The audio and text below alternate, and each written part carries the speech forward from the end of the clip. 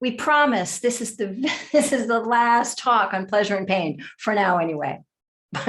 But one more, because we thought it's a good idea to have one more installment about how to work with various pains we encounter, both on and off the cushion, right? How do we stabilize, restabilize, steady ourselves when we're in a lot of pain? And it's good to get a feel for this. It's really good to get a feel for this. And I can attest to the fact that learning how to steady ourselves is really the line of questioning we want to carry forward. How do we steady ourselves? I know that we might prefer a different object, like a pleasant one, but this is the one we've got, let's say, pain. And as objects go, I'd like to suggest to you that pain may actually be an easier object to attend to than the breath. Think about it. The breath as an object of attention, well, it's quite ephemeral. It's hard to follow for a half an hour. Have you noticed? It's less obvious for its neutrality. It's neither pleasant nor unpleasant, generally speaking. So it flies under the radar. That is, unless we struggle with breathing. And then, of course, it comes forward. Pain, on the other hand, is quite obvious. It's a visceral experience, especially on the physical level. It's a very clear, clunky object that we can watch and learn how to feel, learn how to safely feel and track. And besides, when pain is present, it's a showstopper, isn't it?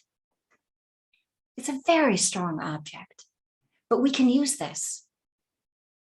Sometimes the pain is so clear, we literally can sense the borders of that experience of pain, right? And sometimes the pain is so pervasive. It's just, you can look anywhere and it just feels like pain is there. Yep. The strength of pain makes it easy to follow, and we can use that for our advantage. We can use that to help us to soften and loosen some of the pain. It's good to recognize also that there are only two places where pain can manifest. It can manifest in the body, and it can manifest in the heart-mind. These are the only two places also where we can learn how to unwind from it, how to work with it, how to support the pain until it leaves, if it leaves, which means that if it never leaves, our job is to keep learning how to help the pain to feel as comfortable as it can. Right? This we can do, and that is quite a lot. So how do we work with the pain that's kind of all-consuming, so intense that we can't see or think anything else? When we're flooded with pain, when the body is flooded with pain, when the heart-mind is flooded with pain, how do we work with that? Well, the first thing is to notice it. And if we notice it, holy smokes, that's already really important. We absolutely need to see the pain that is present. Otherwise, we're going to be lost in it and overwhelmed. And if you are on the borders of overwhelm or you're in overwhelm, your only job is to stay safe, is to get back to safety, to ground and breathe, ground and breathe, ground and breathe until you feel yourself back in the present moment. And then calm, settle, soothe. That's quite enough. When we're in overwhelm, that's the only job, is to stay safe.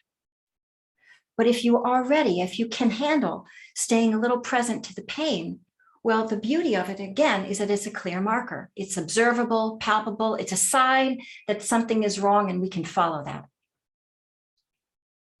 And two, because it's such a strong pain, and it can be followed, it can be tracked, we can feel it and watch it change and morph. Right? We can take advantage of its obviousness and use it for our well-being. We can do this. In fact, the Tibetan Buddhists say, bring everything to the practice. We can use everything, including our pain. So we train ourselves as the Buddha did, using the body and its breathing and the heart-mind, to begin to notice more closely how each of these places gets activated in pain when pain is present, and how we can then, part by part, piece by piece, begin to notice and gently adjust them so they can feel more comfortable. We learn to harmonize them within themselves and with each other, So we learn how help the body to feel as comfortable as it can, help breathing, help the heart, and help the mind, each of its own and collectively to feel comfortable. So let's take a look at some of the kinds of pain that we encounter and look at what we can do to learn how to let go of the suffering, whatever suffering we can, and make room for the suffering that remains. Here are some handholds. One is that pain is pain is pain. Whether it's physical, mental, or emotional, we want to notice pain. That's our job, just notice pain. When you notice pain now, check in and notice how it feels. What's happening inside?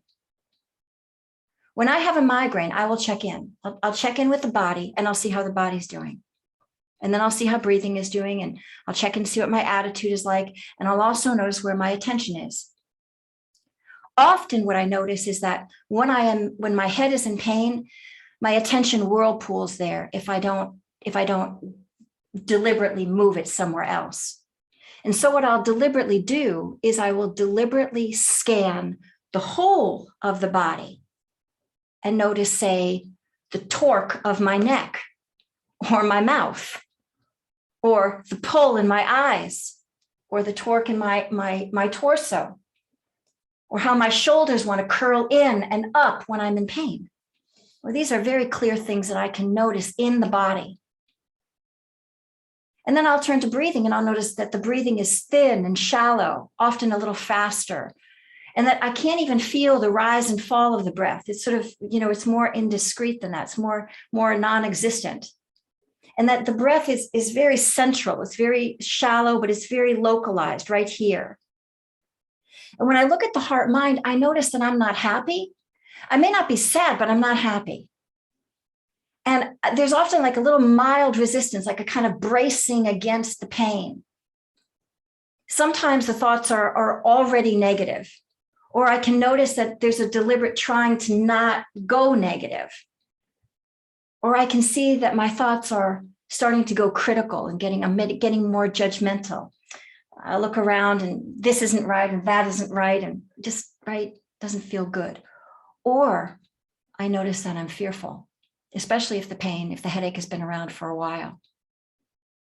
And I deliberately notice these things and begin to orient the attention to the experience of ease and orient the body to the experience of ease. And I talk nicely to myself. And I keep breathing, and I keep adjusting the attitude to that one of friendliness, gently making course corrections to support ease of well-being. I might change my posture from sitting to lying down, because lying down feels so much better. I don't have to work so hard. And I can support the head and the neck to feel more comfortable, because that's the part of the body that hurts. Support the part of the body that hurts.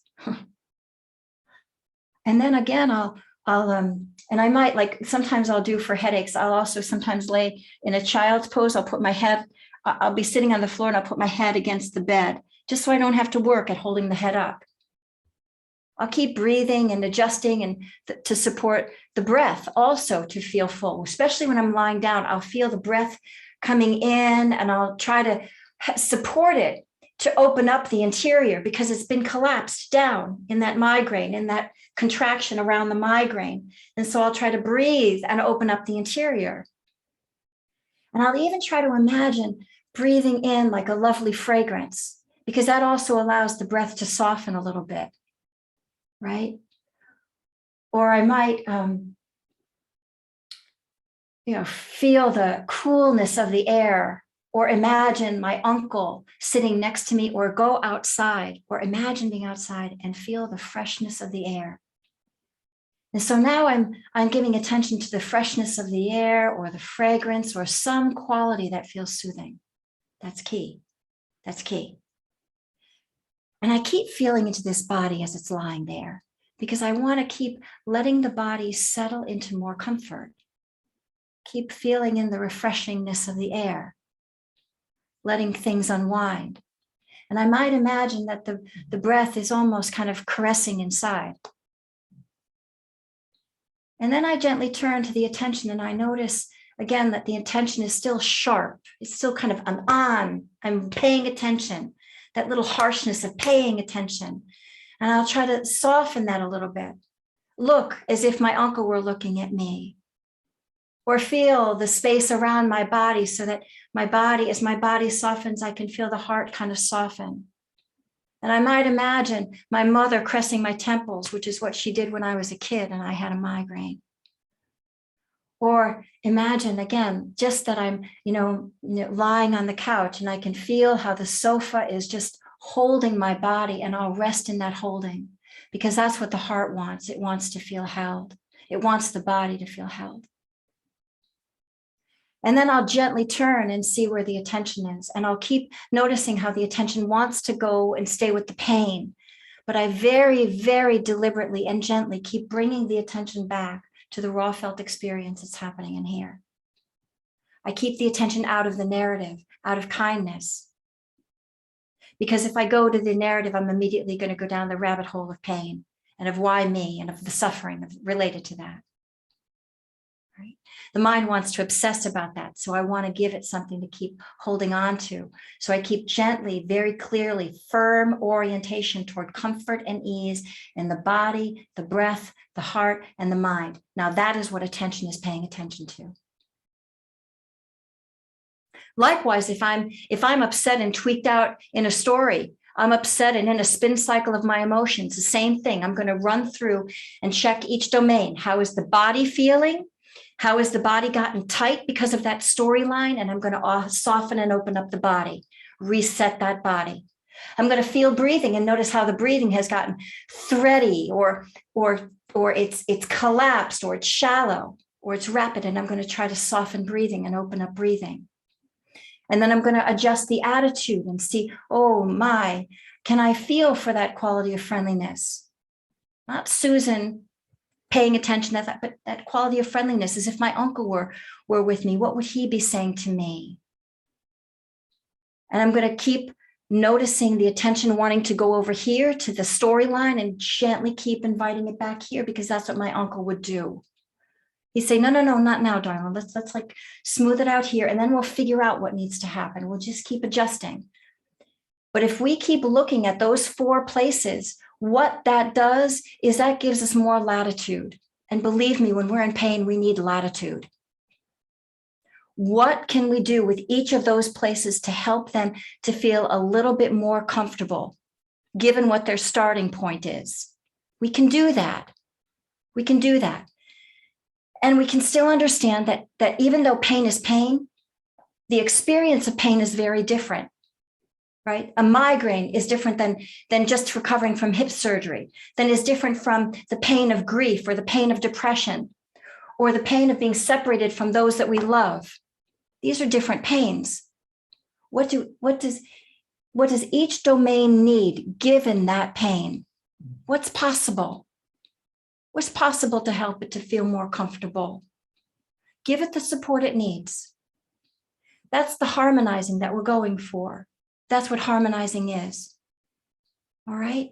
We can do this. It's for our welfare to do this. Body, breath, heart, mind. Gently adjusting each one. Okay? Thank you so much for your kind attention.